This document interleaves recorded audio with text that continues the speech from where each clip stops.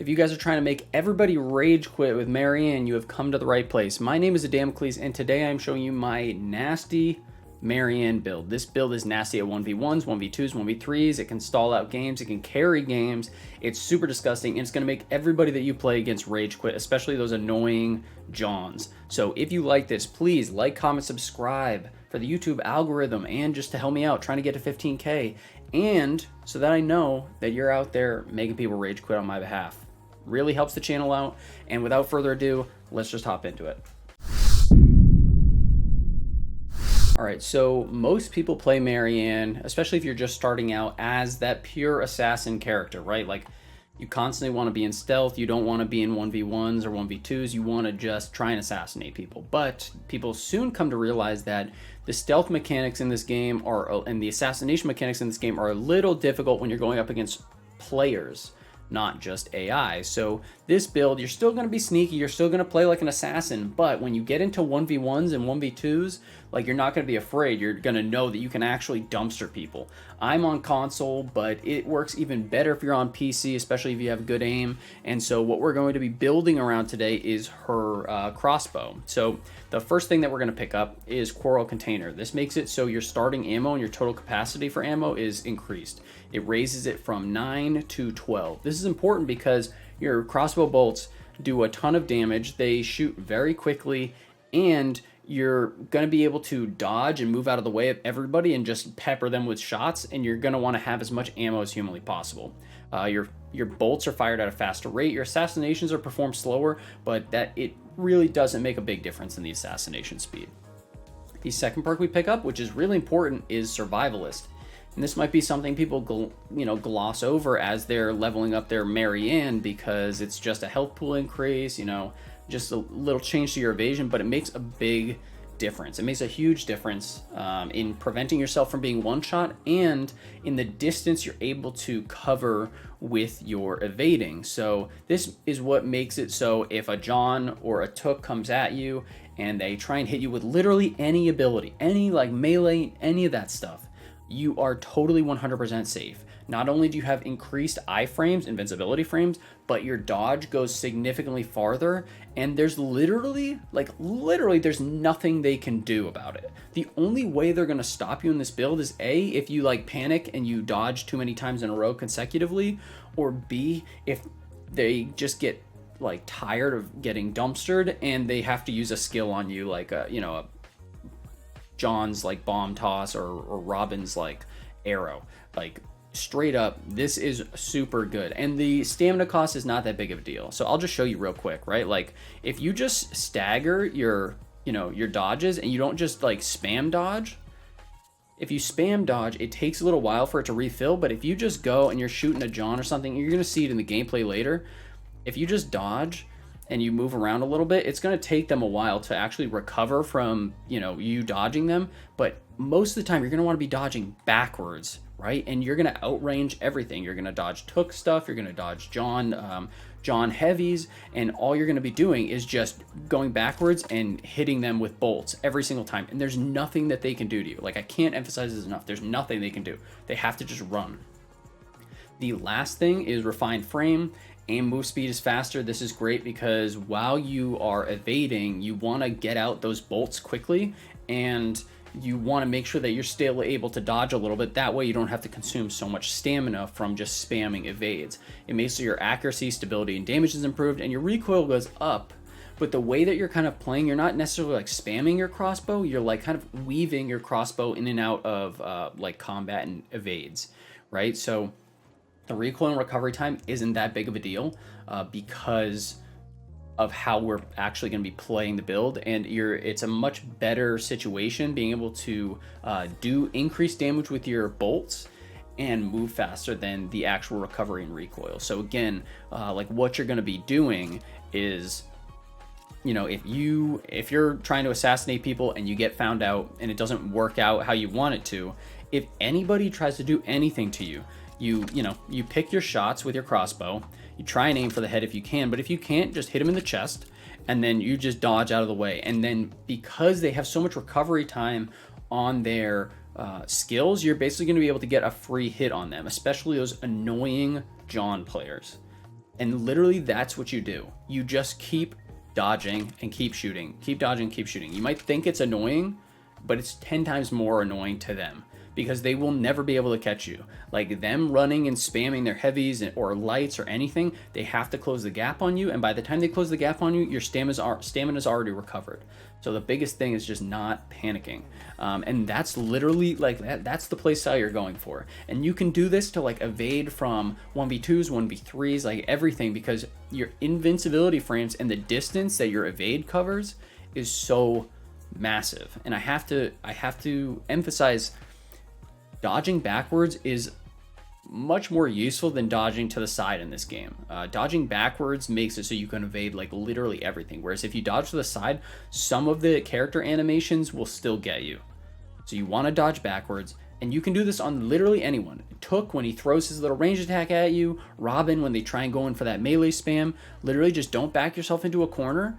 And the biggest thing is, and you'll see it in some of the gameplay as well, you can use this to just stall, right? Like even if you don't have a lot of bolts left, try and keep a few, but just like target the enemy, you know, like ping them so that your team can see them, and literally just like dodge out of the way until your team comes up to help you. And there's nothing that the enemy team can do. They literally have to run away or use a skill on you in order to put you down. And so that's why this build is like really, really nasty. It's super disgusting if you're on PC because your accuracy with your crossbow bolts is going to be 10 times better than it is on console. Obviously console, we have good aim assist, but the actual movement of the reticle is a little bit harder, but it works on console and it works on PC. Console has a lot more like random spamming John players, and that's how you're gonna play it. You're just gonna keep evading. Before we hop into the gameplay, just a couple tips in like terms of general play style. When you are playing Marianne, never use her base melee. It has terrible range, it has awful recovery time, and it leaves you super, super, super vulnerable. The only melee you should be doing is her sprint melee, because her sprint melee is actually insane. It goes and it makes it so if someone's running away from you, if someone's sick and tired of getting peppered with your crossbow bolts or anything like that, it's going to make it so you can track them. The sprint melee not only has like insane distance, but it also has insane tracking. It will track people around corners. It does all kinds of crazy stuff. So if you're in a 1v1 or something and someone's trying to get away, only thing you should be doing is spamming sprint melee. That's the only thing. The second tip that I have for you is in regards to assassinations. Even though we're playing more of a skirmisher build, you're still Marianne. Do not go for like face forward assassinations on any players ever. It just doesn't work. I don't know the exact stealth mechanics of this game, like the coding behind it or anything like that, but I'm pretty much convinced that it's based around like, I'll just call it focus or like aggro. So like if you're in a 1v1 or a 2v2 and the enemy turns away from you just for a split second, you should constantly be fishing for these crouched assassination kills, like constantly. You want them to be constantly looking at you or constantly looking at your teammate. And so you want to mess with them, and you always want to be getting crouched and get behind them as much as possible. If they come and turn towards you, then you evade away. But you're able to get a bunch of clutch assassinations based off of like their focus. And this especially matters when people pop their skills, like when John pops his super ability or Took pops his super ability, like anything like that, they're stuck in an animation and you can go up behind them and get super easy assassinations even if you're in combat with them. And so just keep that in the back of your head at all times, especially when you're in team fights. Like even if the person is looking at you and they're fighting you and your teammate, just constantly be trying to get behind them and spam your assassination to put the pressure on them, but also you can get those assassinations super easily. You're gonna see it. But other than that, my last thing would be with smoke bombs. I use smoke bombs almost exclusively to prevent myself from being seen, which is obvious, but it's not from the enemy team, it's from AI. A big part of playing Marianne correctly and being able to like really carry your team and apply the most pressure to the enemy team is kind of hanging around where the enemy team is going to go by. Like think of it as if you're hunting, right? Like hunters, like, okay, the deer have to come down to this river to get water every single day. So if you set up on a path that looks like it would be the fastest way to get to the river. You're going to get the most deer. You're going to be able to kill a deer. It's same concept with Marianne. So like if the chest is down and you know the enemy has to come from their spawn, go and kind of be along a pathway that not in direct sight of them, but just so you know, like, okay, I can go and I can cut people off, I can get stragglers, and that's where the assassinations come into play. You're going to want to just try and pick people off, and if your team is cranking it, you might not even go for the assassination. Sometimes assassinations leave you vulnerable. You might just want to poke your head out and try and get the aggro from the enemy team so that they're looking at you and they're not going to try and save the game and kill your teammates that are cranking the chest. You're just trying to be a distraction so that you can win the game, because at the end of the day, winning the game is everything, right? And so without further ado, I hope you guys like this. Please like, comment, subscribe down below. I really appreciate it. Trying to get 15K and it helps the algorithm out. And if you want to know more about this game, let me know. I'll make a whole bit of video about it because it's a really fun game. It's a heist game, and we got some Biomutant gameplay coming up this week when Biomutant comes out. So we're going to be putting out a bunch of good content. So let's hop into the gameplay. I might just, type over it. I might talk over it. I don't know. But that's going to be it for me, guys. Damn Clue's out. All right, the biggest things I want to highlight is how important it is to waste the enemy team's time and how important it is to get player advantage.